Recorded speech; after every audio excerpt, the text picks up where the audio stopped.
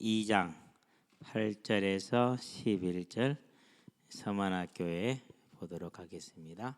계시록 2장 8절에서 11절 서만학교입니다. 함께 하도록 합니다. 서만학교회의 사자에게 편지하라. 처음이며 마지막이요 죽었다가 살아나신 이가 이르시되 내가 네 환난과 궁핍을 알거니와 실상은 네가 부유한 자니라. 자칭 유대인이라는 자들의 비방도 알거니와 실상은 유대인이 아니요 사탄의 회당이라. 너는 장차 받을 고난을 두려워하지 말라. 볼지어다 마귀가 장차 너희 가운데에서 몇 사람을 오게 던져 시험을 받게 하리니 너희가 10일 동안 환난을 받으리라. 네가 죽도록 충성하라. 그리하면 내가 생명의 관을 네게 주리라. 귀 있는 자는 성령이 교회들에게 하시는 말씀을 들을지어다. 이기는 자는 둘째 사망의 해를 받지 아니하리라. 아멘. 서머나 교회입니다. 여러분은 그런 생각이 안 드세요? 서머나 그러면 꼭 항상 생각나는 단어 어머나도 생각나. 그래서 서머나 교회, 어머나 교회는 아닌데요. 자, 우리 선체 한번 알아볼까? 위치는 이제 지도에 잘 나타나 있죠. 에베소 교회 위쪽입니다. 여기도 항구 도시입니다. 자, 서머나에서 머나가 어떻게 나왔느냐? 미르라는 향료를 이르는 말입니다. 그래서 이 도시는 향료가 대단히 이렇게 모략입니다. 모략을 미르라고 그래요. 유명한 그런 도시예요. 그래서 이제 모략은 우리가 주로 언제 쓰죠? 시체 염할 때 쓰는 이제 향료가 모략인데요. 그렇게 해서 이제 이름이 이렇게 유래가 되어 있고요. 교회에는 사도행전 19장 에베소 교회에 그 이제 교체를 할 때 복음을 증거할 때 그 일대가 다 이제 복음이 증거됐을 것이다 이렇게 봅니다. 인구는 20만에서 30만에니까 얼마나 크죠? 대단히 크죠. 우리 광양이 16만이잖아요. 지금. 근데 그 당시 이 정도면은 대단히 큰 도시예요. 아주 큰 도시, 대도시. 아주 큰 대도시. 그래서 이제 동방에서 오는 물자가 에베소하고 서머나를 통해서 유럽으로 넘어가는 그런 대단히 큰 항구 도시였다 이렇게 얘기를 하면 됩니다. 자, 그러면서 이 도시의 특성이 뭐냐면은요, 앞에는 바다인데 뒤에는 산이 딱 이렇게 있었어요. 그래서 되게 아름다웠어요. 그래서 별명이 어떤 별명을 가지고 있었느냐 하면은요, 해 아래에 있는 도시 중에서 가장 아름다운 도시. 뭐 그런 거 있잖아요. 예, 그렇게 아름다웠던 안 가봐서 모르겠어요. 근데 그렇게 불렸다고 그래요. 그런 다음에 이제 이렇게 해안을 앞에 두고 뒤에 산을 두는데 공공 건물이 이렇게 쭉 원을 둘러서 쫙 이렇게 있었어요. 면류관처럼. 예, 면류관처럼 이렇게 있어서 서머나의 면류관이다 이렇게 그럴 만큼 상당히 좀 상상을 해보면 도시 모양이 좀 그림이 그려지죠. 상당히 목가적인 그런 풍경이 될 수가 있죠. 아름답고 목가적인 그런 풍경이 될 수가 있었어요. 그래서 화폐 중에서는 그런 화폐도 있었다고 그래요. 아름다움과 크기에 있어서 아시아 제일이라 이렇게 새긴 화폐도 있었다고 그래요. 근데 그걸 어떻게 새겼을까? 그 조그만 화폐에다. 그렇죠. 당연히 이제 에베소나 이제 버가모 이런 지역과 이제 상당히 좀 이렇게 경쟁을 하는 그런 도시였는데요. 어쨌든 간에 에베소가 가장 큰 도시, 그런 다음에 서머나가 그 다음 도시 이렇게 됩니다. 에베소처럼 여기도 정치적으로는 자치권을 누렸어요. 로마 군이 상주하지 않습니다. 그리고 자치권을 누렸기 때문에 거의 뭐 자유 도시나 마찬가지입니다. 세금만 잘 내면은 아무 문제 없습니다. 원래 로마가 그래서 세계를 지배할 수가 있었어요. 거의 이렇게 맡겨줌으로 인해서 종교적인 특성이 있는데 로마 여신을 위한 신전을 기원전 195년에 최초로 제일 먼저 건설했던 그런 도시이고요. 그런 다음에 이제 AD 26년에 황제 동상을 세우는데 11개 도시가 경합을 벌였어요. 그래가지고 그랬는데 서머나 교회가 서머나 지역이 이제 그 경합에서 이겨가지고 황제의 동상과 신전을 만드는. 그럼 이제 그 동상과 신전 누가 만들죠? 이제 로마가 만드는 것이니까 이제 부수적인 파급 효과가 생기잖아요. 그래서 황제 숭배의 중심지였다 아시아에서. 이제 그런 이제 우상이 창궐했던 지역이기도 하고요. 그리고 이 지역에서는 여러 순교자가 나왔는데 12번째 순교자, 가장 많이 알려진 인물입니다. 폴리캅이라는 그런 이제 순교자인데요. 86세에 이제 순교를 하게 되죠. 화형을 당했어요. 산채로 화형을 당했어요. 86세면은 대단히 나이가 많잖아요. 그렇죠? 어제 이제 현장을 딱 도착을 했는데 어떤 분이 이제 항상 몇 번 지나다니면서 얼굴은 봤잖아요. 오늘은 애들이 없네 그러더라고. 아직 나올 시간 아니에요 어르신. 이제 제가 좀 일찍 나왔어요. 그러면서 궁금해서 어르신 연세가 어떻게 되세요? 그랬더니 올해 4시요 그러더라고. 74시라는 소리입니다. 그래서 어르신 같이 공차하는 분 아시죠? 그랬더니 안 돼. 봤으니까 지나다니면서 봤대. 그분은 6시래요. 아따 나보다 2시간 많은데 이렇게 정정해? 그래서 이제 복음을 전하기 시작을 했어요. 전했는데 본인은 그렇게 얘기를 하시더라고요. 평생을 신실하게 나는 부처를 섬겨왔다. 그러게 우리 또 그랬는데 그렇게 지옥 가더라니까요. 저는 어르신이 지옥 가지 않고 저처럼 돌아서서 하나님을 만나는 예수를 믿었으면 참 좋겠어요. 꼭 믿으세요. 그랬거든요. 그러니까 나이가 있으시니까 이제 별다른 얘기 안 하시고 이제 하시동 운동하러 가셨는데요. 그런 생각이 들었어요. 반드시 하나님이 역사를 하시면 저분이 언젠가는 다시 한번 물을 것이다라는 확신이 생겼는데요. 어쨌든 이제 74세인데도 이렇게 구부져가지고 몸이 좀 그렇더라고요. 근데 86세면은 얼마나 노력입니까? 그렇죠.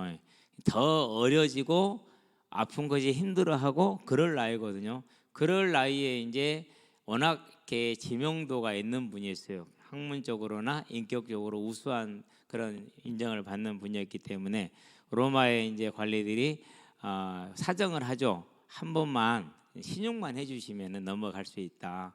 그랬는데 어떻게 대답을 하느냐? 써진 대로 한번 읽어볼게요. 내가 지난 86년간 그리스도를 섬기는 동안 그리스도는 한 번도 나에게 잘못한 일이 없는데 내 어찌 나를 구원해 준 내 왕을 저주할 수 있겠소? 그렇게 얘기를 하고 이제 화형을 당했다고 그래요. 그게 이제 AD 156년 2세기 중엽이죠. 그러니까 그때가 2월이었답니다. 그럼 우리하고 기후가 비슷하기 때문에 그때는 추울 때 상당히 그러니까 이제 우리는 지금 그런 것에 비교하면은 정말 비교도 할 수 없는 좋은 환경을 살아가고 있죠. 이게 이제 소면학교 이런 지역입니다. 그래서 그런 순교자를 냈어요. 이런 것을 알고 오늘 본문을 보면은 이제 이 요한계시록은 이보다 한 빠르면은 100년이지만 그렇지 않으면은 최소한 6, 70년 이상은 먼저 쓰여진 책이기 때문에 그 말씀대로 이제 이런 순교자들을 베풀어냈죠. 자, 그렇게 하고 8절 한번 가봅시다. 서마나 교회의 사자에게 편지하라. 항상 이렇게 얘기를 하죠. 에베소 교회 사자에게 편지하라. 여기서 사자는 목회자 그리고 성도들 이렇게 보면 됩니다. 처음이며 마지막이요 죽었다가 살아나시니 어디서 읽어봤죠? 그렇죠. 17절, 18절 1장에 보면은 그렇게 얘기를 하죠. 자, 두려워하지 말라. 나는 처음이요 마지막이니 곧 살아있는 자라. 내가 전에 죽었었노라. 자, 이렇게 얘기를 했습니다. 그러니까 예수님이 그 지역의 특성에 맞게끔 다 이 8가지 특징을 다 사용을 하시는데 서마나 교회는 이렇게 사용을 하셨어요. 처음이며 마지막이요 죽었다가 다시 살아나시니가 이르시되 그렇게 얘기를 합니다. 이렇게 얘기를 하는 것은 뭘 이제 말을 할까요? 이제 처음이자 마지막이자 전능하신 하나님이고 부활한 주다라는 것을 말하면서 생명에 대한 약속을 지금 얘기를 하는 것이죠. 영원한 생명에 대한 약속. 저와 여러분들이 언제나 기억을 해야 사단은 항상 그렇게 우리를 속입니다. 이 땅의 문제를 힘들게 하고 그것을 해결받기를 간절히 소원하게 합니다. 그런데 이때 우리가 조금만 좀 차분하게 볼 필요가 있어요. 자, 옛말에 있죠. 천석구는 1000가지 걱정, 만석구는 10,000가지 걱정. 그럼 우리가 바라는 해결책이 그렇게 올바른 현명한 해결책은 아니죠. 지금 간절히 바라고 있는 것들이 그렇죠. 그래서 지금 좀 모자람이 있고 부족함이 있다 할지라도 여기에서 만족할 수 있는 즉 사단을 좌절시킬 수 있는 저와 여러분 되기를 바랍니다. 그래서 제 자신 항상 제 자신을 돌아보면서 그래요. 여기서 만족할 수 있겠느냐? 디모데전서 6장 8절 말씀처럼 먹고 입을 것이 있은즉 족한 줄로 알라. 저와 여러분들은 그럴 수 있는 하나님의 은혜, 그럴 수 있는 결단, 그럴 수 있는 지혜와 그런 인내가 있게 결단이 있게 되길 바랍니다. 그래서 언제든지 죽었다가 살아나신 이 부활에 대한 소망을 놓치면은 안 됩니다. 이거 놓치면은요, 그때부터는 그야말로 혼돈 자체입니다. 모든 게 혼란스럽습니다. 특별히 이제 뭐가 되거나 안 되고 이게 가장 큰 주제가 돼 버립니다. 그러면은 초대교회 때 이 폴리캅처럼 마지막 노년에 평생을 예수를 섬겼는데 노년에 이렇게 화형을 당한다. 뭐 복음을 몰라서 그러진 않았겠죠. 그만큼 저와 여러분들은 예수를 믿어 구원받은 게 얼마나 큰 것인가를, 그리고 천국이 기다리고 있다는 이 사실에 서는 것은 정말 중요한 영적인 싸움이다. 사단은 언제나 이걸 속입니다. 뺏기지 않게 되길 바랍니다. 9절을 봅니다. 내가 네 환난과 궁핍을 알거니와 실상은 네가 부요한 자니라, 그렇게 얘기를 했어요. 자, 환난과 궁핍이다. 당연히 지금 이 지역에 뭐가 있다고 그랬어요? 로마 황제를 숨기는 그런 이제 황제 숭배의 중심지라고 그랬잖아요. 그러면 1년에 한 번씩은 황제에게 제사를 드렸다는 증서를 받아야 된단 말이에요. 근데 드릴 수 있어요, 없어요? 없다라는 사실이에요. 요즘 이제 특별히 중국에서 본 건데요, 쉽게 얘기를 해요. 쉽게 황제 숭배를 해요. 이렇게 믿었냐? 아니야, 우리 안 믿었네요. 너 뭐 했는데? 교회만 가진 거 아니야? 우리 교회만 가진 거 아닌데요. 이런 식으로. 물론 그렇게 하면 공안들이 잘 넘어가 줘요. 알지만 알면서도. 근데 저는 그게 틀리다고 생각을 해요. 그러면 안 돼요. 왜요? 사람에게 부인했는데 그럼 주님이 마지막 때 너도 부인했잖아, 나도 몰라 이러는데요. 그걸 우리는 말씀을 장난으로 생각하는 게 너무 많아요. 이게. 그래서 그걸 보면서 신학교에 있으면서 상당히 좀 그 2번 강의를 같이 2번인가 3번 갔는데요, 상당히 좌절스러웠어요. 그리고 용어가 이제 특수한 용어를 쓰지 않으면은 사람들의 눈동자가 흐려져요. 성경 자체를 얘기하면은 힘을 이래져요. 성경 자체를 얘기하면 안 좋아해요. 성경 자체보다는 다른 걸 얘기를 해야 돼요. 저는 그럴 수는 없잖아요. 나는 이 사람들은 정말 앞으로 이제 지도자로 설 사람들인데 성경 자체를 알려줘야지. 참 그런 부분들이 안타까운데, 어쩐지 당연히 행위지 불행인지는 모르지만 지금은 다 문을 닫게 했으니까 그건 뭐 하나님 하시는 일이죠. 자, 그래서 환난과 궁핍이 올 수밖에 없죠. 황제 숭배 못합니다. 환난이 올 수밖에 없어요. 그렇죠? 그런데 궁핍은 뭡니까? 그냥 사람들이 뭐 환난 줍니까? 그 환난이 포함된 게 뭐예요? 재산을 뺏어가는. 생각을 해보세요. 지금 내가 가지고 있는 차도 다 뺏기고 통장 다 압류당하고 그리고 집도 뺏기고 맨몸으로 길거리에 나가야 돼요. 대단히 가난할 수밖에. 2번째, 직장 선택이 없어요. 거의. 그야말로 막노동도 많지 않아요. 대부분이 그때 막노동 다 뭐죠? 이제 남의 집에 가서 출수권 이런 거 하는 거 외에는 신전 공사를 한다든가 이런 데 다 쓰임 받아야 되는데 그것도 못해요. 그러니 그야말로 가난 그 자체예요. 그러니까 가난 그 자체. 이런 이제 가난이 계속해서 있었어요. 환란이라는 단어는 들립신이라는 이런 게 헬라어인데요, 무거운 물건 밑에 눌려서 부서지는 것을 들립신이라고 그래요. 그러니까 얼마나 무거운 짐을 지고 있었겠어요. 그렇죠? 궁핍은 무슨 말이냐? 외적인 핍박으로 생긴 물질적인 빈곤을 말하는 거예요. 헬라어로 보니까 프로케이안 이런 단어를 썼는데요, 외적인 문제로 인해서 오는 궁핍이에요. 그냥 가난한 게 아니라. 그러면 일생 사는 날 동안 내내 그 무거운 짐에 시달리는 환란이라는 그 무거운 짐을 지고 있고 눌리잖아요. 그러면서 가난하잖아요. 쉽게 말해서 예수 믿고 되는 게, 육신적으로 되는 게 아무것도 없는 거예요. 이제 뭐 일부 사람들이 이제 거짓 선지자들이 볼 때는 너희들이 복음을 몰라서 가난한 것이다, 우리는 봐라 이렇게 부유하고 편안하고 누리고 살지 않느냐, 이렇게 얘기를 하겠죠.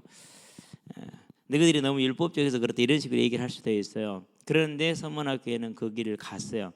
자, 이렇게 환난과 궁핍인데 누가 안다 그랬어요? 내가 안다 그랬어요. 누가 안다고요? 주님이 아신다고 그랬어요. 왜 그렇게 됐는지를 아는 겁니다. 그러면서 실상은 네가 부요한 자니라. 무엇이 부요하죠? 어떻게 부요한 거죠? 마태복음 6장을 한번 가볼까요?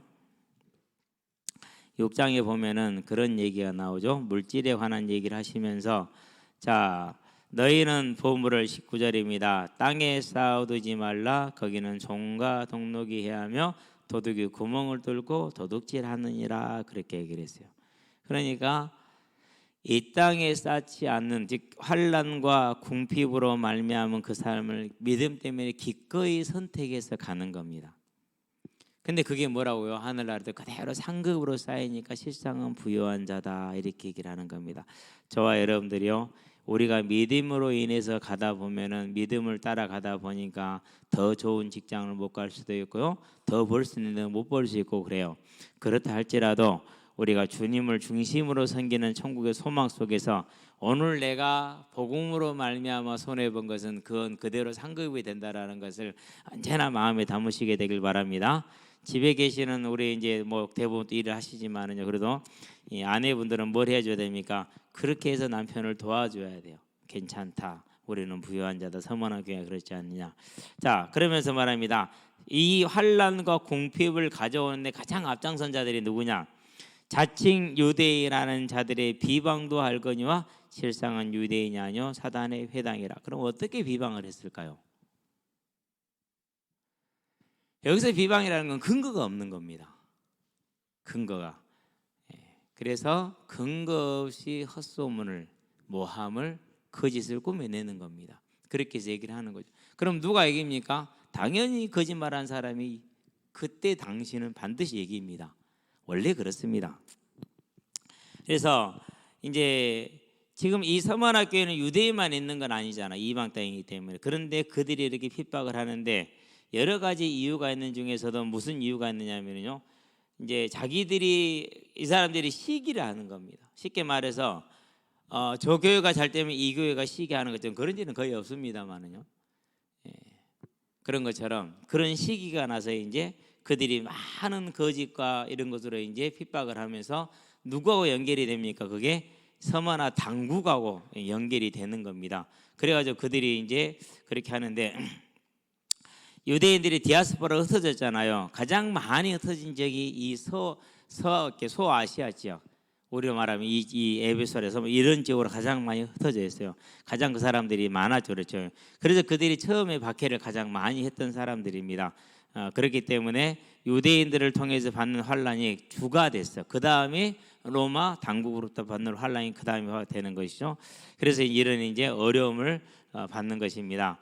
저와 여러분들은요, 이걸 알아보면서 항상 비난과 비판은 어디서부터 나온다고? 주로 교회 안에서 나오게 되어 있어요. 교회로부터 오게 되어 있고요. 자, 항상 그럴 때 실망하지 말고 낙심하지 말고 그러지 않게 되길 바랍니다. 자, 근데 주님이 그것을 뭐라고 그랬습니까? 사탄의 회당이다, 이렇게 얘기를 했어요. 저와 여러분이 사탄의 회당이 되지 않도록 항상 주의하게 되길 바라고 깨어있게 되길 바라고, 또한 그런 사탄의 그런 사람들이 거짓과 또는 모함과 비방을 한다 할지라도 믿음의 굳건에 설 수 있게 되길 바랍니다. 자, 10절입니다. 다 끝나가네. 너는 장차받을 고난을 두려워하지 말라 그랬어요. 아니, 왜 주님은 구원받은 백성을 고난스럽게 놔둘까요? 우리가 이제 여기에 우리로서는 이해가 돼요, 안 돼요? 다 이해가 안 돼요. 그죠? 한쪽 막아주면 되지. 막을 수 있잖아요. 건져낼 수 있잖아요. 그럼 건져내주고 막아주면 되지. 굳이 안 그런단 말이에요. 그러면서 뭐라고 말합니까? 고난 받으니까 두려워하지 마, 이렇게 얘기해요. 좀 야속할 수도 있어요. 그러는데 그렇게 하셨어요. 그래서 저와 여러분의 삶에 열심히 했는데 뭐 질병이 왔다, 실망하지 말고 낙심하지 마시게 되길 바랍니다. 뭘 원하신다고요? 자, 롯과 욥을 항상, 룻과 욥을 항상 비교를 하셔야 돼요. 비교라기보다는 잘 놓고 우리 신앙의 모델을 잘 봐야 돼요. 욥은 낙심했어요. 하나님이 까닭 없이 나를 쳤다, 이렇게 얘기를 했어요. 근데 룻은 뭐라 그랬어요? 어머님의 하나님이 나의 하나님이고 어머니의 백성이 나의 백성입니다, 그랬어요. 그래서 뭐가 됩니까? 메시아 계보에 들어가잖아요. 그러면 저와 여러분들이 문제가 왔어요, 환란이 왔어요. 내 열심히 헌신하고 섬겼는데, 봉사도 많이 했는데, 전도도 열심히 했는데 뭘 몰라서 그랬을까요? 잘못해서 그럴까요? 복음을 몰라서 그러는 걸까요? 보세요. 장차 받을 고난을 두려워하지 말라. 서머나 교회가 빌라델피아 교회와 함께 7개 중에 2교회, 책망 없는 2교회거든요. 그런데 그런 교회가 이런 고난을 받을 거라는 거예요. 이제 이게 없다고 말하는 것이 그게 사단이에요. 주님은 분명히 있다고 얘기하잖아요. 사복음서 내내 하신 말씀이 뭡니까? 내내 하신 말씀이 너희가 나를 따르면 너희가 고난을 받을 것이라는 거예요. 그 말씀을 계속 하셨단 말이에요. 그럼 사단은 어떻게 합니까? 이제 교회 안에 들어온 사단은 네가 고난을 받는 건 복음을 몰라서 따라, 네가 하나님을 떠났다, 이런 식으로 얘기를 사기놓고 거짓말을 친단 말이에요. 저와 여러분들은요, 우리의 삶에 내가 문제가 오는 것은 믿음이 없어서 오는 게 아니에요. 복음을 몰라서 오는 게 아니에요. 내가 잘못해서 오는 게 아니에요. 물론 그런 경우도 있을 수 있어요. 그러는데 룻을 봅시다. 그가 이방 여인으로 이스라엘 가정에 시집을 와서 집안이 쫄딱 망했어요. 경제적으로 완전 가산탕진됐어요. 더 웃긴 것은 세 아들들이 다 죽었어요. 그러고 이제 시아버지도 죽었어요. 이 집안은 이제 대가 끊긴 거예요.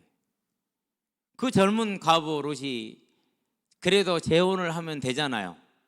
시어머니가 재혼을 권했어요. 강력하게 권했어요.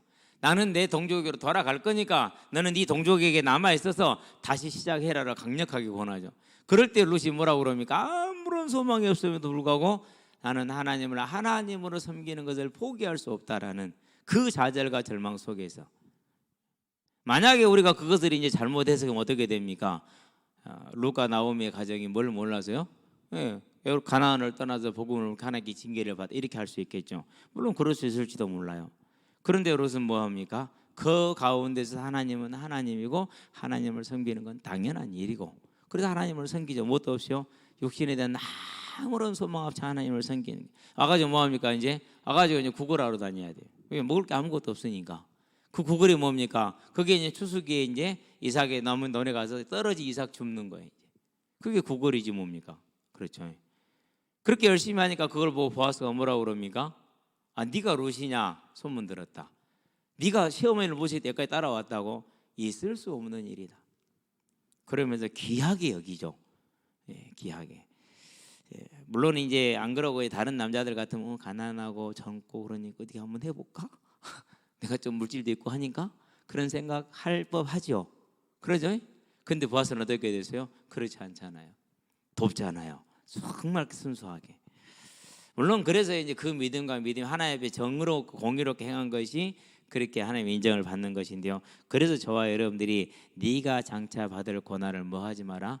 저와 여러분의 삶에 오는 문제, 우리가 안고 있는 문제들을요, 그게 저와 여러분들이 복음을, 솔직히 저는 갈수록 그래요. 내가 진짜 복음 없는 사람이 맞구나. 나는 복음을 모르는 사람이 확실히 맞구나. 날이 가면 갈수록 그게 보여요. 정말 내가 오늘 하루도 은혜로 사는 것이고, 당연히 지나온 날들을 은혜로 산 것처럼 앞으로 지나갈 날들도 은혜로 살겠구나. 하나님, 저는 인생일 뿐입니다. 그 이상을 묻지 마시기를 바랍니다. 그렇게 기도해요. 그래서 절대 그런 것에 속지 않으시게 되길 바랍니다. 우리는 인생일 뿐입니다. 그런데 그 인생이 하나님을 섬기고자 노력합니다. 나옵니다. 그리고 문제가 오면 장차와 고난이 다가옵니다. 그 고난의 때에 하나님은 하나님이라고 고백합니다. 가난이 오래 갑니다. 지칩니다. 피곤합니다. 그런 말미암아 자녀들까지도 피해를 입습니다. 그럼에도 불구하고 하나님이 하나님됨을 인정하고 감사하고 기뻐하고 주신 생명을 소망하며 기뻐하며 감사하는 것만큼 사단을 이기는 믿음의 능력은 없다라는 걸 알고, 그 믿음의 예배가 저와 여러분에 항상 있게 하시게 되길 바랍니다. 하나님이 요백에 원했던 게 그거였어요. 저와 여러분들 이 시대에 그 예배가 있게 되길 바랍니다. 자, 볼지어다 마귀가 장차 너희 가운데에서 몇 사람을 옥에 던져 시험을 받게 하리니 그랬어요. 자, 너희 가운데에서 몇 사람을, 누군지는 몰라, 특정되지는 않았어. 그런데 누군가는 하여간에 이제 감옥에 들어갈 것이고, 그리고 또 이제 죽기도 할 것이고. 근데 솔직히 감옥에 가는 게 쉬운 일입니까? 절대 쉽지 않다니까요. 정말 어려운 일입니다. 고통스럽습니다. 시험을 받게 할 거랍니다. 그러는데 너희가 10일 동안 환난을 받으리라. 네가 죽도록 충성하라. 그리하면 내가 생명의 관을 주리라. 여기서 10일에 대한 해석이 여러 가지로 이제 나오게 됩니다. 자, 시험인데 유혹이 아니라 시련과 핍박입니다. 시련의 핍박을 시험이라고 그랬습니다. 유혹은 템프테이션이 아닙니다. 템프테이션이 아니고 핍박을 시험이라고 말했는데요. 여기서 10일에 대한 이야기를 두 가지로 해석을 합니다. 짧은 기간이나 실제로 열흘이다라는 견해가 있고요. 극단적이면서도 완전한 환난을 상징하고 긴 시간을 의미한다라는 그런 견해도 있어요. 그러는데 성경에 보면은 열흘이란 단어가 참 많이 나와요. 창세기 24장에서도 나오고 민수기 11장에서도 이렇게 나오고요. 다니엘 1장에서도 열흘 동안 시험을 하잖아요. 음식을 가지고. 그런 걸로 봤었을 때 주석이라든가 여러 학자들이 실제로 10일일 것이다 라고 이제 얘기를 합니다. 그리고 실제로 10일이지만 짧진 않지만은 길진 않지만 막상 당하는 입장에서는 짧지도 않지요. 그렇죠. 그런데 이 10일을 견디고 영혼을 얻는다면 견딜만 하잖아요. 주님은 미리 알려주는 겁니다. 그래서 많은 분들은 실제로 짧은 기간이고 열흘이다 이렇게 해석을 합니다. 성경에서 그렇게 많이 10일을 말을 얘기를 하고 있기 때문에 사도행전 25장 6절에서도 이렇게 이제 누굽니까? 빌라도 말고 사도 바울을 신문했던 그 예루살렘에 내려와서 며칠을 머물죠? 10일을 머물어요. 그리고 다시 이제 가이사랴로 돌아가거든요. 그런 것처럼 실제로 10일이라는 것들을 성경에 많이 있으니까 10일이 맞을 것이다라고 얘기를 합니다. 저와 여러분들 등간에 그렇게 알고요.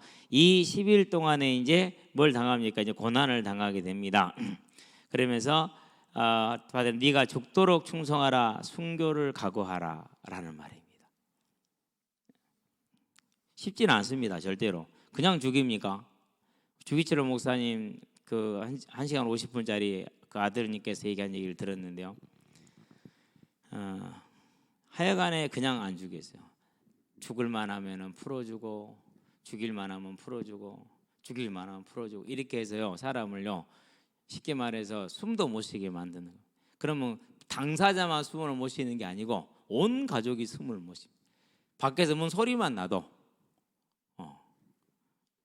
그렇게 사람을 이렇게 힘들게 오랜 기간 동안 그러고 죽이잖아요. 그러니까 얼마나 고통스럽습니까? 그런데도 불구하고 죽도록 충성하라, 순교를 각오하라라고 얘기를 하는 것입니다. 당연히 그럴 수밖에 없어요. 1년에 한 번씩은 황제에게 제사를 드렸는데 못 하잖아요. 그러면 이제 그걸 못 가져가면은 이건 이제 일단은 시민으로서의 권리가 안 보장이 안 되잖아요. 그럼 어떻게 돼요? 시민이 아니기 때문에 국가의 보호를 못 받아요. 누가 때려도 경찰서에 가서 신고도 할 수 없어요. 왜? 오늘날하고 인권 개념 자체가 완전히 다릅니다. 그래서 아브라함이 자기 본토 친척을 떠난 건 어마어마한 일이라니까요. 이렇게 어려운 일이 생겨 죽도록 충성하라, 다 죽을 걸 각오하라 이런 얘기를 합니다. 이제 이때 당시에 왜 이런 게 오해와 핍박이 더 심했느냐? 성찬식을 할 때 뭘 마시라 했죠? 이는 내 살이니 너희를 주는 내 살이라고 너희를 주는 내 피 언약의 피 이렇게 얘기하잖아요. 식인 풍습이 있다라는 식인 사람 잡아먹는 그런 오해를 하고 있었어요. 그래서 뭐 아이들이 지금도 많이 실종이 되지만 그때도 사람들이 실종되면 지금 그리스도인들이 잡아먹었다 뭐 이런 식의. 그런 다음에 이제 우리가 형제여 자매여 이건 동성애의 상징이었어요. 당시에는 동성애. 그래가지고 저것들도 하면서 저것들도 동성애라면서 되게 좀 뭐라 그럴까 멸시의 그런 대상이 되기도 했어요. 집에서 또 누구는 믿고 누구는 안 믿잖아요. 그것으로 말미암은 갈등이 적지 않지요. 그렇죠? 자, 그런 다음에 이때 당시까지만 해도 오늘날은 좀 더 이제 인식의 범위 넓어졌습니다만요. 그냥 보이지 않는데 그게 뭐야? 이렇게 얘기를 했어요. 오히려 보이는 게 문제잖아요. 그렇죠? 절반은 떡 구워 먹고 절반으로 만들라고 신상만으로 네가 나를 구원하 이렇게 하는 게 이게 더 웃기잖아요. 그런데 보이지 않는 것을 믿는다고 해서 그게 더 오히려 이렇게 조소의 대상이 됐어요. 이해하지 못할 놈들. 그때는 당시까지면 너무나도 그게 이질적으로 다가왔던 그런 시대죠. 워낙 눈에 보이는 것들을 많이 만들어 놓고 살기 때문에요. 황제 숭배를 거부하는 것을 앞에서 얘기를 했고요. 그런 다음에 종말관. 마지막에 때 하나님께서 이 세상을 심판할 것이라는 그 이제 종말관이 있어서 많은 사람들이 오해를 했는데 실제로 지금 이제 AD 64년에 로마에서 뭐가 일어났죠? 큰 대화재가 일어났죠. 로마시가 거의 불타다시피 했단 말이에요. 그런 것들로 인해서 기독교인들이 이 종말관으로 불을 질렀다는 거짓 소문을 냈는데 그게 믿어졌어요. 그러니 그게 온 천하에 다 퍼져가지고 저것들은 언제 불질일지 몰라. 뭐 실화를 해서 불이 나거나 어떻게 불이 나면은 기독교인이 했을 거야라는 이제 그런 이제 의심을 많이 받았어요. 실제로. 그런 다음에 부활관, 죽은 자가 살아난다고 황당하죠.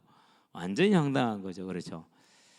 지금도 그래요. 참 신기하고 재밌어. 복음을 전하면서 가끔 가다가 물론 그것은 힘이 안 될까라는 걸 믿는데요. 올해가 2023년이잖아. 예수님 오신 지 2023년이라는 거야.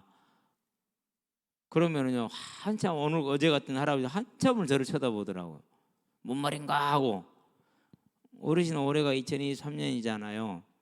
예수님이 땅에 오신 지 2023년 돼서 우리의 죄를 대속하기 위해서 십자가를 지러 하나님이 사람의 몸을 오신 게 2023년 되신 거예요. 그래서 그분이 십자가에 대신 죽으심으로 우리 죄값을 다 지불하셨어요. 그리고 죄값을 지불해서 사단의 권세를 멸했기 때문에 사망에 있는 자를 다시 살릴 수 있는 모든 것을 이루어서 그 증거로 먼저 부활하셨어요. 그래서 올해가 2023년인 거예요. 한참을 쳐다봐요. 뭔 말인가 하고 알아들어도 쳐다보고 생각해서 쳐다보는 건지는 잘 모르겠는데요. 그러시더니 이제 얘기를 마저 그냥 가시긴 하셨는데요. 저와 여러분들이 이 부활관이 당시에도 도저히 이해가 안 되는 거예요. 그래서 사도행전 26장에 보니까 어찌하여 죽은 자가 사는 것을 못 믿을 일로 여기십니까? 라고 얘기를 하잖아요. 그러면 실제로 뭐랍니까? 우리 조상들이 밤낮으로 우리 12지파가 밤낮으로 하나님을 간절히 섬겨서 얻고자 한 것이 뭐예요? 이 부활 아니었느냐 이렇게 얘기를 합니다. 그만큼 이런 것들이 이제 어려운 일이었어요. 이 사람이 당시 시대는 이해시키기 어려웠죠. 지금도 마찬가지고요. 그래서 이제 많은 그런 핍박과 그런 조소음과 이런 게 있었다는 사실입니다. 그래서 저와 여러분들은요, 이 하나님의 주신 약속들을 가지고 지금도 많은 오해를 받고 살아가는데 이제 뭐 이제 저기 서울에 모 교회 있잖아요. 전모 목사라고 하기도 좀 그래요. 완전히 지금은 정말 양아치보다 더 심한 양아치가 되어 있는데요. 조합이 하루에 문 이자만 몇십억이 몇 억씩 되더만요. 그 공사가 지연됨으로 인해서 상관없어. 내 이익을 취해야 돼. 근데 이사야서에서 하나님이 이스라엘 백성들한테 지적하는 첫 번째 죄가 뭐죠? 그게 탐욕이에요. 그게 탐욕. 이사야서 5장에 보면은 첫 번째 지적하는 죄가 탐욕이에요. 딱 그래요. 지금이나 그때나 똑같아요. 지금이나 그때나. 참 안타깝습니다. 그러면 교회들이라도 나서야 되는데 여의도 순복음교회 그 목사 누굽니까? 그분은 가서 또 축복을 하면서 정광 목사를 지지를 해버렸어. 이렇게 되면 이제 교회가 땅으로 처박히는 거야. 이제 물론 이제 뭐 사려 깊지 못했더니 이미 늦었어요. 이미 늦었어요. 사려 깊지 못하기는 그래도 그 정도 교회 목회자 위치에 있으면은요 안 가야 돼요. 그런 자리에 가는 것 자체가 문제예요. 갔다라는 얘기죠. 그러니까 그게 갔다라는 얘기. 이러면 이제 우리는 많이 어렵습니다. 그래서 저와 여러분들은 언제나 정말 우리 자신이 그러한 모습의 오류에 들어가지 않는가 주의해야 됩니다. 많은 사람들이 목회자라면 나 누구하고 시장하고 친해, 나 뭐 누구하고 친해 이런 것들을 상당히 자랑거리로 삼습니다. 메시지 할 때 자랑이 아닙니다. 절대로. 저와 여러분들은 주님하고 친해야 됩니다. 주님은 세상에 멸시의 대상이었지 존중과 친함의 대상은 절대로 아니었었습니다. 자, 주님의 약속이 있습니다. 그렇게 이제 하라고 그랬죠. 너희가 11도록 환난을 받으려 네가 죽도록 충성하라. 그리하면 내가 생명의 관을 네게 주리라 그랬어요. 생명의 관입니다. 스테파노스입니다. 면류관이죠. 그러니까 디아데마는 왕관이고 스테파노스는 면류관인데 운동 경기에서 승리하는 자에게 쓰여지는 관입니다. 오늘날로 말하면 금메달입니다. 금메달. 그래서 생명의 관 이렇게도 말하기도 하고 생명의 면류관, 썩지 않는 면류관, 자랑의 면류관, 의의 면류관, 영광의 면류관 이런 식으로도 얘기를 하죠. 영광의 면류관은 베드로전서 5장 4절에 나오고요. 의의 면류관은 디모데후서 4장 8절에 이제 내게 주어진 의의 면류관을 바라보는 이렇게 나오고요. 자랑의 면류관은 데살로니가전서 2장 19절에 나오죠. 썩지 않는 면류관은 고린도전서 9장 25절에 나옵니다. 생명의 면류관은 야고보서 1장 12절에 나옵니다. 그렇게 총 6가지 형태로 이렇게 얘기를 하고 있죠. 자, 마지막 절입니다. 귀 있는 자는 성령이 교회들에게 하시는 말씀을 들을지어다 그랬습니다. 마태복음 13장 16절에 이것을 보고 이것을 듣는 너희는 뭐가 있도다? 복이 있도다. 저와 여러분들은 복이 있는 자 되기를 주의 이름으로 축원드립니다. 그래야 돼요. 그래서 정말로 내 삶의 주로 말미암은 어려움, 환난, 고난이 있다 할지라도 내가 담대하리라. 그리고 이 믿음의 길을 가리라. 이 눈에 아무 증거 아니 보여도 하나님이 약속하신 말씀도 끝까지 가겠다는 이 믿음의 고백이 결단이 저와 여러분이 있게 되길 바랍니다. 왜 그렇습니까? 이기는 자는 둘째 사망의 해를 받지 아니하리라 그랬어요. 자, 둘째 사망에 대해서는 계시록 20장 6절에 보니까 나오죠. 한번 봐볼까요? 계시록 20장 6절은 이제 사단이 멸망하기 전에 악한 다른 영들이 이제 사단은 7절부터 10절이고요. 20장을 볼까요? 6절에 보면은 자, 이 첫째 부활에 참여하는 자들은 복이 있고, 즉 첫째 부활은 저와 여러분들이 예수를 믿고 거듭나는 걸 말합니다. 거룩하도다. 둘째 사망이 그들을 다스리는 권세가 없고 도리어 그들이 하나님과 그리스도의 제사장이 되어 자, 하나님과 그리스도의 제사장이 된다는 말은 무슨 말입니까?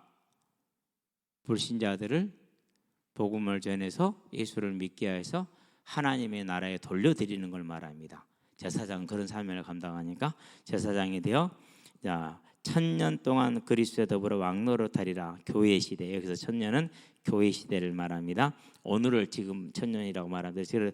그래서 저와 여러분들은 이 그리스도와 더불어 왕노릇하는 이 왕노릇이 누구를 지배하는 게 아니고 매이지 않는 자, 뜻대로 할 수 있는 자. 그럼 우리는 누구 뜻대로 사는 사람들이죠? 하나님의 뜻대로 살 수 있는 자, 그걸 왕이라고 그래요. 사주팔자명 무엇을 먹고 마시고 입을까 염려에 매이지 않는 것을 이걸 왕이라고 그래요. 왕은 그런 것에 의식주 걱정 안 하잖아요. 뭐만 걱정합니까? 내 나라를 어떻게 하면 더 강성하게 하고 내 나라 백성을 어떻게 하면 더 편하게 할 것인가 하잖아요. 그렇죠? 그 말은 하나님의 나라를 강성하게 하겠다는 건 복음을 어떻게 전할 것인가. 그렇죠? 내 백성을 어떻게 편하게 하겠다는 내가 어떻게 성도를 섬길 것인가. 그게 왕이에요. 저와 여러분 이 왕의 사명을 가장 잘 감당하고 누리는 사람들이 되시기를 바랍니다. 그것을 이제 이렇게 여기서 둘째 사망. 그럼 이 둘째 사망은 뭡니까? 이제 영원히 지옥에 떨어지는 것, 사단의 지배 속에 있는 것. 이것을 이제 둘째 사망이다라는 걸 알 수 있죠. 14절을 볼까요? 14절은 이제 불신자들이 지옥에 떨어지는 모습이죠. 사망과 음부도 불못에 던져지니 이것은 둘째 사망 곧 불못이라. 지옥을 둘째 사망이다 이렇게 얘기를 했죠. 저와 여러분들은 지옥 권세, 사망 권세에서 완전히 해방된 자들, 이게 복이 아니면 무엇이 복입니까? 자, 21장은 이제 성도가 받는 모습, 새 예루살렘의 모습을 쭉 설명합니다. 1절부터 7절까지 전반부입니다. 8절은 이 새 예루살렘이 들어오지 못한 자들을 말하죠. 볼까요? 8절에 보니까 그러나 두려워하는 자들과 뭘 두려워하죠? 예수를 시인하고 고백하는 걸 두려워하는 것이죠. 자, 왜? 사람들이 조롱하고 핍박하고 환난을 줄까 봐서. 믿지 아니하는 자들과, 당연한 그 말 그대로고요. 흉악한 자들과 대적하는 거죠. 살인자들과 음행하는 자들과 그랬는데 이 음행은 상당히 심각한 문제입니다. 절대로 멋이 아니고 당연한 게 아니고 누림이 아닙니다. 이사야서 5장에 6가지 죄가 나옵니다. 그 6가지 죄 중에서 3번째인가 해당되는 게 이겁니다. 그래서 저와 여러분들은요, 이 세상을 사는 날 동안에 정말 하나님의 뜻과 함께 되려고 은행하는 이런 사람들은 천국을 못 간다. 고린도서 6장에서도 말하고 있죠. 자, 음행하는 자들과 점술가들과 우상 숭배자들과 거짓말하는 모든 자들은 불과 유황으로 타는 못에 던져지리니 이것이 둘째 사망이라. 이렇게 얘기를 합니다. 이런 이제 둘째 사망에 떨어지는 겁니다. 우리는 거기서 해를 받지 않는다. 이 땅에서 왕노릇을 하는 것을 말하는 것입니다. 그래서 저와 여러분들이 이러한 복을 이미 다 받았어요. 이미 다 받았는데 이러한 복을 절대로 뺏기지 말고 오직 하나님의 말씀과 동행하는 삶으로 세워 나가시게 되길 바랍니다. 그러다 보니까는요, 저는 이제 이렇게 주보를 가지고 매일 정리를 이렇게 하면서 쓰고 있거든요. 근데 처음 했을 때는 어떻게 보면 좀 일기 형식이었어요. 근데 쓰다 보니까 점점 더 말씀을 가까이 하는 쪽으로 이제 말씀을 따라가는 쪽으로 이제 그게 이게 나오게 되더라고요. 이게 지금 주보 글씨가 아니고 제 손글씨거든요. 요즘은 칸이 조금씩 모자라요. 모자라는데요. 예배를 많이 드리잖아요. 바로 우리 주일날 드리죠, 수요일날 드리죠, 오늘 드리죠, 금요일날 드리죠, 토요일날 드리죠, 새벽에 드리죠. 새벽 예배 드리고 그걸로 또 메시지 쓰고 기도 쓰고 주일날 것도 하고 주일날 걸 매일 하고 원단도 매일 바라보고 이제 근데 원단보다는 주일이 항상 더 앞선 것 같아요. 항상 원단은 주일 안에 녹아 있으니까. 예. 그리고 이제 오늘 서문학교회를 가지고 또 이제 하나님 앞에 기도를 하게 되겠죠. 예. 그래서 저와 여러분들이요 이렇게 말씀과 동행하는 삶으로 쭉 이렇게 지금 세워 나가는 모습, 이게 이제 오늘을 사는 가장 행복한 모습이 아닐까. 하나님과 동행하는 모습 속에서 그런 모습으로 저와 여러분들이 설 수 있게 되길 바랍니다. 그래서 이게 우리를 나를 지키는 건강하게 하는 그런 삶이 되는 겁니다. 그래서 오늘 아침에 냉장고 청소를 했어요. 1층에 있는 냉장고 냉동실에서 냄새 난다고 내 새우를 버리라고 그래서 봤는데 글리세린에 담가놓은 새우는 생생하니 정말 탱글탱글 좋아요. 그런데 내가 글리세린에 안 쓴 새우가 두 각이 있었어. 근데 그게 녹아가지고 젓갈이 됐어. 젓갈보다 심한 젓갈이 됐어. 거기에서 냄새가 났던 거야. 그런데 버렸어요, 전부 다. 왜 버렸느냐? 이 사회사를 하는 동안에는 낙자도 모를 것 같아. 그럴 시간이 아예 안 나와. 그래서 어차피 1년 이상을 못 쓸 것 같은데 버리자 그러고는요 버렸거든요. 그럴 수밖에 없어요. 지금 이제 날마다 이 지금 말씀 속에 들어가는 게 너무 즐겁기 때문에. 그러면은 이사야서는 정말 위대한 것 같아요. 모든 선지자들 다 위대한데 그 시대에 영혼까지 얘기를 해요. 재림까지, 그 이후의 천국까지. 그러니 그때 당시 이사야의 말을 듣는 자들이 알아들었을 것 같은데 못 알아들었을 것 같기도 하고 참 그렇습니다. 저와 여러분들은요 매일매일 하나님과 함께 주와 함께 말씀으로 살아가는 삶으로 오늘을 감사하며 만족하며 그런 삶을 살게 되길 바랍니다. 그 삶이 복음을 말할 때 어떻게 말을 해야겠습니까? 내 삶대로 얘기를 하는 것이죠. 예, 그래야 뭐가 되는 겁니까? 교회가 하나님이 예비한 구원 주고자 하는 자들이 자기 필요를 따라서도 물론 오겠지만은 우리는 다 그렇게 시작을 했으니까 그런 다음에 이제 뭐로 서는 거죠. 이제 점점점 믿음으로 세워져 가는 것이기도 하는데요. 저와 여러분들 어쨌든 오늘 하루하루를 말씀으로 살아가는 날이 되게 하시기를 바랍니다. 기도합시다. 살아계신 아버지 하나님, 서문학교회가 주의 복음으로 인한 핍박과 환난으로 궁핍으로 어려움을 처해 있었으나 또 여러 사람이 순교하는 그런 고난 속에 있었으나 끝까지 믿음을 지킴으로 하나님으로부터 인정을 받고 칭찬을 받는 삶을 살았던 것을 봅니다. 이제 우리의 삶에 어려움과 혼란이 올 때 아버지 하나님 속지 않게 해주시고 그 어려움 중에서도 하나님이 되시며 하나님이 주신 사랑과 은혜를 찬양하며 기뻐하며 소망함으로 온전히 하나님께 영광을 돌리는 우리가 될 수 있도록 하나님 은혜를 부어 주시옵소서. 그리하여서 이 어두운 시대에 참된 생명의 빛을 발하며 이 타락한 시대에 참된 거룩의 사명을 감당함으로 하나님의 증인으로 세워지고 우리가 나가서 하는 모든 말들이 믿음의 능력이 되어지고 하나님이 원하는 생명이 살아서 함께 하나님을 섬기는 예배의 공동체로 세워질 수 있도록 주님 역사하시고 인도하여 주시기를 그리스도신 예수의 이름으로 기도드립니다. 아멘.